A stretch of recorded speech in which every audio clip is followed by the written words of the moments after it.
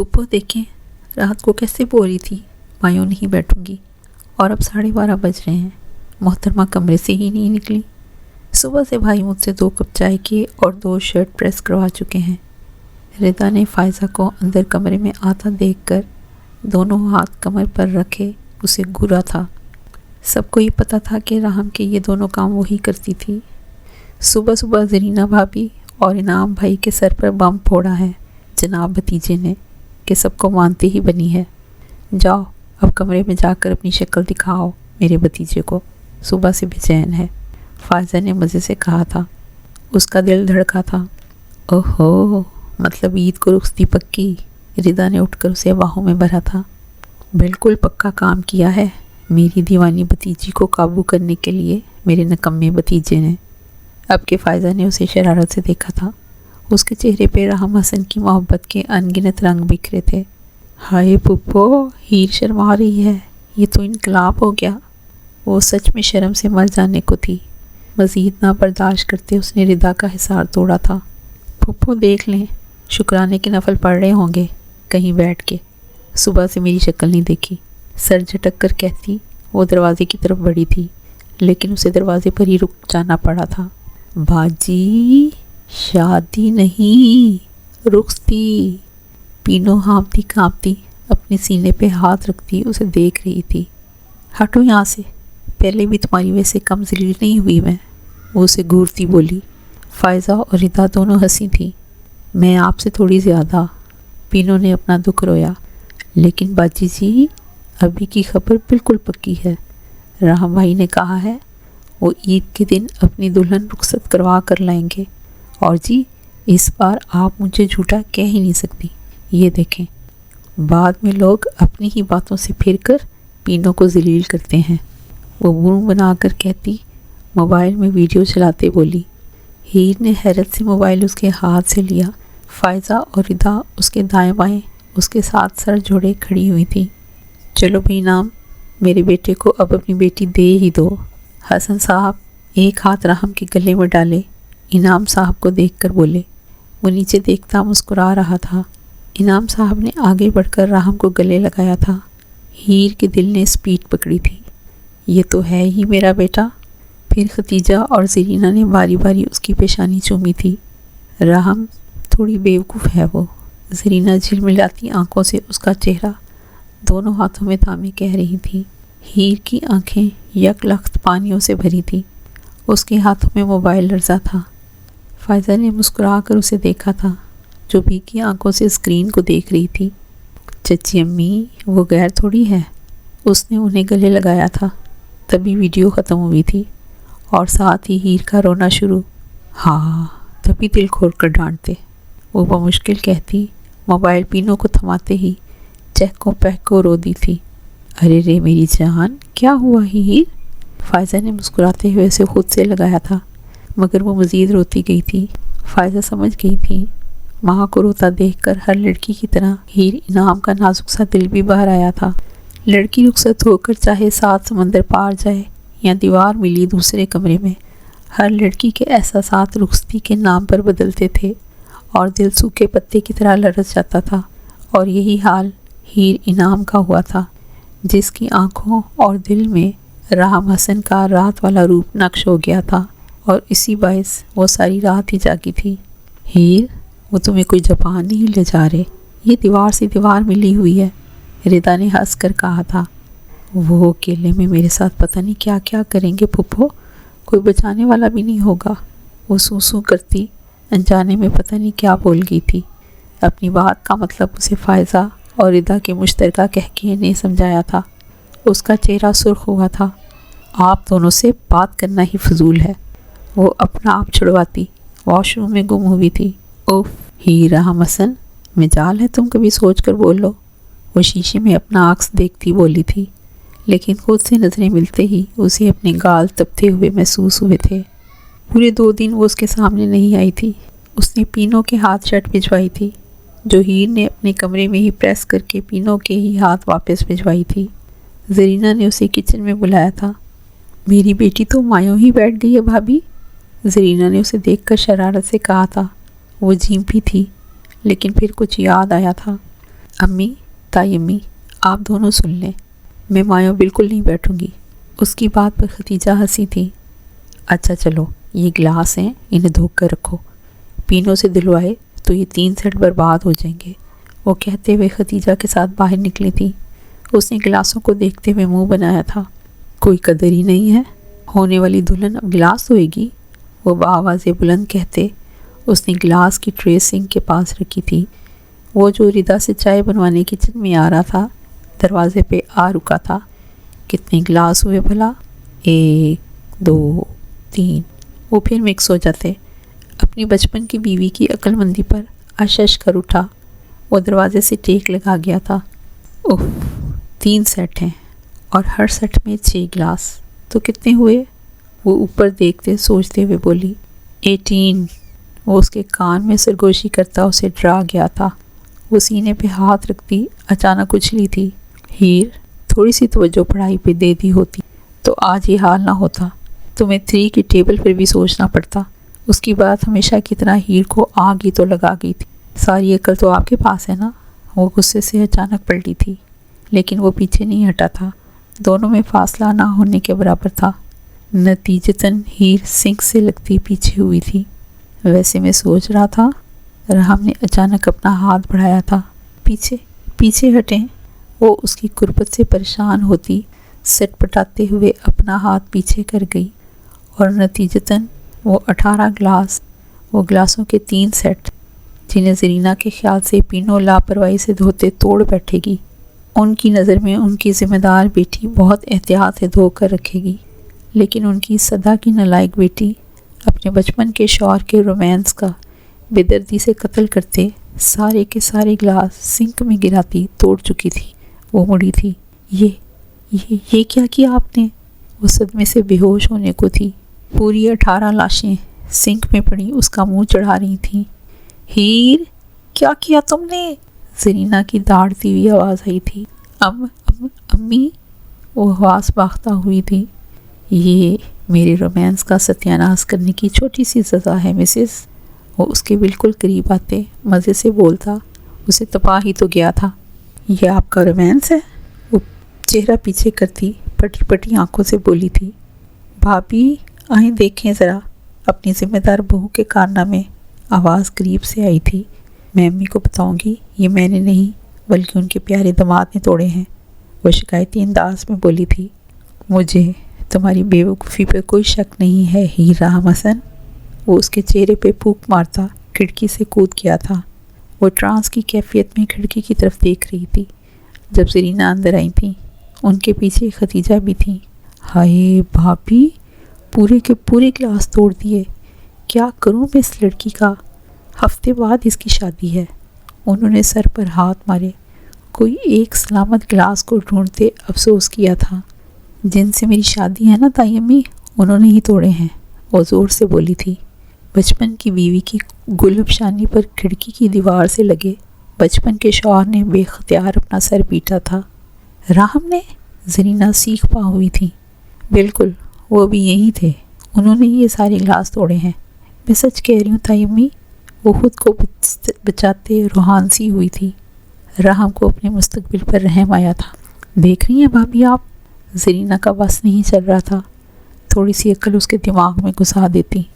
کوئی بات نہیں زرینہ، اب یہ 3 سیٹ جناب بچپن کے شوہر ہی لائیں گے، فکر نہیں کرو۔ وہ بھی اسی کی ماں تھی۔ اس سے پہلے کہ وہ سب کو بتاتی کہ وہ کھڑکی سے کود کر بھاگا تھا، اس نے وہاں سے جانے میں ہی عافیت سمجھی۔ مجھے بکرا چاہیے تو چاہیے، ہیر رحم سدھی لہجے میں بولی تھی۔ زرینہ نے اسے ایک گھوری سے نوازا تھا۔ گھر میں 2 بکرے آتے تھے، اب اس کی ضد تھی، اسے ایک الگ سے چھوٹا سا بکرا چاہیے تھا، اور اسی سلسلے میں وہ رحم کے سر پر جا پہنچی تھی۔ 20 سالوں سے وہ اس کمرے میں بے دھڑک چلی جاتی تھی، لیکن آج اس کے قدم من کے ہوئے تھے۔ ابھی صرف 3 دن تو ہوئے تھے رحم حسن کو ہیر رحم پر یہ ثابت کرتے کہ اسے محبت کرنا آتی ہے، اور زندگی میں پہلی بار ہیر رحم اب اپنے بچپن کے شوہر سے کچھ جھجکنے لگی تھی۔ ہاں آ جاؤ، پھر چلتے ہیں منڈی۔ اس کی آواز باہر آئی تھی۔ وہ ضرور فواد سے باتیں کر رہا تھا، اس کے کان کھڑے ہوئے تھے۔ 2 لوں گا، ہر سال کی طرح، ایک چاچو کا، ایک ہمارا۔ اس کے بولنے پر وہ بھی ساری جھجک بلائے طاق رکھتی اندر آئی تھی۔ 2 نہیں 3۔ راہم نے حیرت سے اسے دیکھا تھا جو ہاتھوں کی انگلیوں سے 3 کا اشارہ کیے ہوئے تھے۔ چلو آ جاؤ تم، رکھتا ہوں، اللہ حافظ۔ وہ فون رکھ کر اس کی طرف متوجہ ہوا۔ 3 کس خوشی میں؟ وہ اس پر ایک خاص نظر ڈالتا پوچھ رہا تھا، اور ان 3 دنوں میں زندگی میں پہلی بار ہیر راہم اس کی گستاخ نظروں کو سمجھتے ہوئے خود میں سمٹنے لگی تھی، اور راہم حسن دل ہی دل میں مسکراتے ہوئے ہمیشہ کی طرح خود کو سنبھالے اور وجہ جاننا چاہتا تھا۔ وہ اپنی مخصوص بے تکلفی سے اس کے بیڈ پر آ کر بیٹھی تھی۔ بھائی دیکھیں، ایک بکرا تایابو اور تائیمی کا، ایک ابو اور امی کا، اور وہ انگلیوں پر گنتی اسے بتا رہی تھی، اور تیسرا، راہم نے اس کی بات اچکی تھی، اور تیسرا میرا اور آپ کا۔ اس کے مزے سے بتانے پر راہم کی آنکھیں واہ ہوئی تھیں، لیکن وہ ہمیشہ کی طرح اپنی ہی کہہ گئی تھی۔ میرا اور تمہارا؟ وہ حیرت سے پوچھ رہا تھا۔ ہاں نا، اس گھر میں اب سے 3 فیملیز ہو جائیں گی، تو 3 بکرے۔ میں بھی چلوں گی آپ دونوں کے ساتھ، وہ دانش مندانہ انداز میں کہتی ایک دم کھڑی ہوتی بچوں سے جوش سے بولی تھی۔ اس کے فیملی کی بات کرنے پر راہم نے اس کے چہرے کو بغور کھوجا تھا، لیکن ہی راہم صرف الگ سے بکرا لینے کی وجہ سے اتنے پیار سے اپنی پیاری فیملی بنا گئی تھی۔ اس کے علاوہ راہم حسن کو اس معصوم چہرے پر ڈھونڈنے سے بھی کوئی خاص بات نہیں دکھی تھی۔ میں ابھی ردا کو بتا کر آتی ہوں، وہ کہہ کر جانے کو تھی جب وہ اچانک ہوش میں آیا تھا۔ تم کہاں چلو گی؟ ان محترمہ کے ارادے جان کر راہم نے اسے گورا تھا۔ میں اپنا بکرا خود لوں گی، میں تیار ہو کر آتی ہوں۔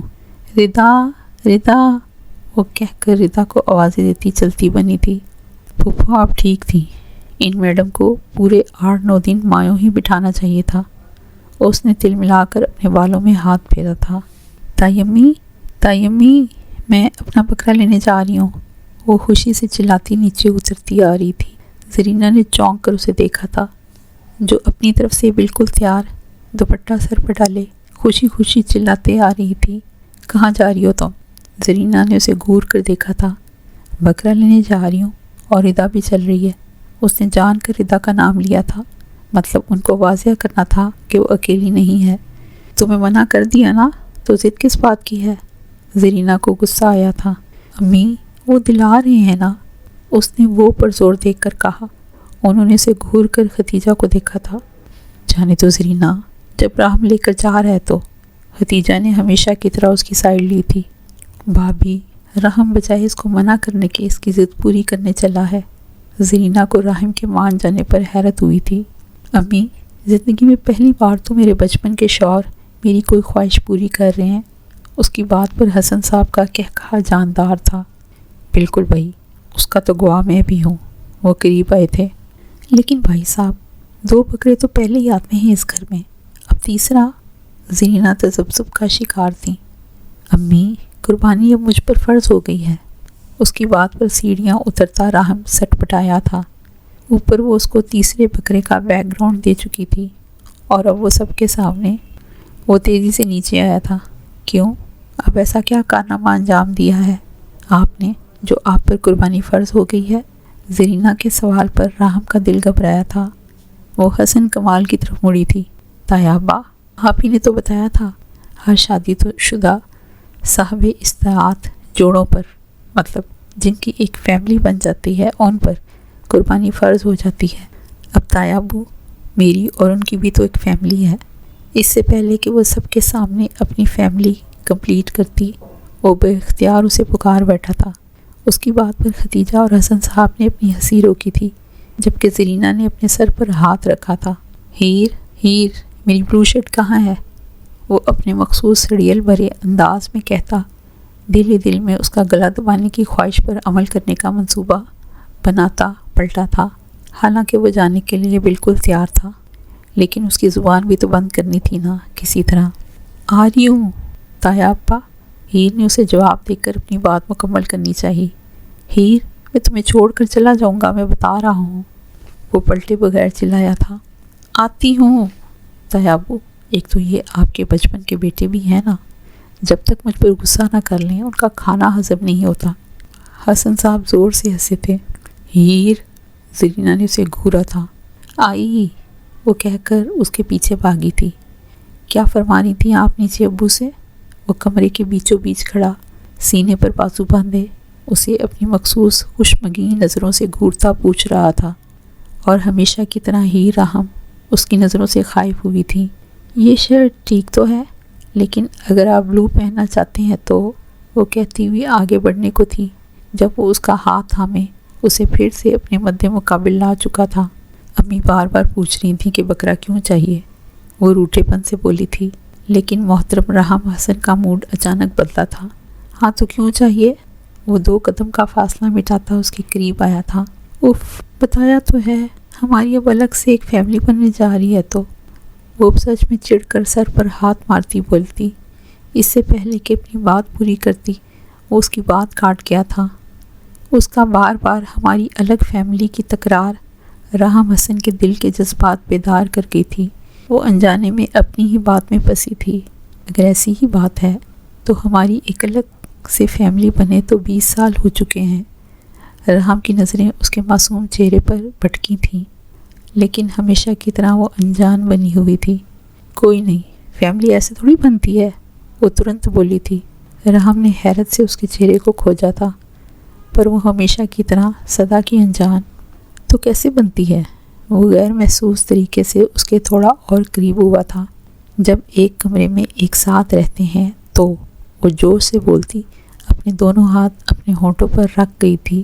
وہ باقی ماندہ فاصلہ مٹاتا، اس کی کمر میں اپنا بازو حمائل کرتا، اسے اپنے قریب کر گیا تھا۔ ہیر راہم حسن کا بچپن کا شوہر زندگی میں پہلی بار اپنی بچپن کی بیوی کے چھکے چھڑا چکا تھا، تو وہ مدہوش تھا، اس کے کان کے پاس جھکا تھا۔ تبھی کمرے میں موبائل کی آواز گونجی تھی۔ تو بولو نا ہیر، کیا؟ اسے جیسے کوئی آواز نہیں آئی تھی، یا شاید وہ اس وقت کوئی خلل نہیں چاہتا تھا۔ ہیر کو اس کی سانسیں اپنی گردن پر محسوس ہوئی تھیں، وہ جی جان سے لرزی تھی۔ تو آپ کا فون بج رہا ہے۔ اس نے راہم کے سینے پہ ہاتھ رکھے اسے خود سے دور کرنے کی کوشش کی تھی۔ بجنے دو۔ وہ پھر اس کے قریب ہوا تھا۔ ہیر نے تھوک نگلا تھا۔ فواد بھائی ناراض ہو جائیں گے، ابھی تو ردا کو بھی دیکھنا ہے، وہ تیار ہوئی ہے یا نہیں۔ ارے ہاں، وہ آپ کی بلو شرٹ۔ وہ مارے گھبراہٹ کے جو بولنا شروع ہوئی، مجبوراً راہم کو اس کے لبوں پہ انگلی رکھے اسے خاموش کروانا پڑا۔ کیپ یور ماؤتھ شٹ ہیر۔ وہ ازحد بد مزہ ہوا تھا۔ فون دیکھیں نا جلدی۔ وہ اس کا حصار توڑنے میں کامیاب ہو ہی گئی تھی۔ فون بج بج کر خاموش ہوا تھا۔ میں ردا کو دیکھتی ہوں۔ وہ باہر بھاگنے کو تھی جب وہ پھر سے اس کا ہاتھ تھام گیا تھا۔ ہیر کا دل پھر سے حلق میں آیا تھا۔ اس نے دھڑکتے دل کے ساتھ پلٹ کر دیکھا تھا، پر یہ کیا؟ اس بار راہم حسن کی آنکھوں میں اسے ڈھونڈنے سے بھی محبت نظر نہیں آئی تھی، بلکہ اس کے بچپن کا شوہر اپنی مخصوص خوشمگین نظروں سے اسے گھور رہا تھا۔ تو یہ سڑیل ہی رہیں گے ہمیشہ، وہ بڑبڑائی تھی۔ وہ تو میں تمہیں عید کی رات بتاؤں گا کہ میں کتنا سڑیل ہوں۔ وہ اسے اپنے سامنے لاتا، سر تا پیر گھورتا بولا، اب یہ بتانے کی کیا ضرورت ہے؟ ان 20 سالوں میں آپ نے اپنی بچپن کی بیوی کو صرف یہی تو بتایا ہے کہ اس کے بچپن کا شوہر کتنا سڑیل ہے۔ وہ اس پر افسوس کرتی بولی۔ ہیر راہم حسن کے رومانس پر پانی پھیر چکی تھی۔ اللہ، بس یہی پیس تھا آپ کے پاس میرے لیے؟ وہ اوپر دیکھتا دعائی دیکھ گیا تھا، تبھی اس کا موبائل بجا تھا۔ آ رہا ہوں یار، 2 منٹ، وہ فواد سے کہتا اس کی طرف متوجہ ہوا تھا۔ وہ جو تمہارا بلیک فراک ہے نا، فٹافٹ چینج کر کے آؤ۔ وہ اس کا ہاتھ چھوڑ کر پلٹ کر شیشے میں اپنا جائزہ لیتا بولا۔ وہ کلمبا کھینچتی وہ چلائی تھی۔ اس کے چلانے پر راہم نے ناگواری سے اسی شیشے سے ہی گورا تھا۔ ہاں وہی، وہ اپنے بالوں میں برش پھیرتے ہوئے بولا۔ لیکن میں تیار ہوں۔ وہ اپنے گھٹنوں تک آتی شرٹ اور اسٹریٹ ٹراؤزر کو ناقدانہ نظروں سے دیکھتی بولی، بھائی، فواد بھائی کب سے ویٹ کر رہے ہیں۔ تبھی ردا دروازے پر آئی تھی۔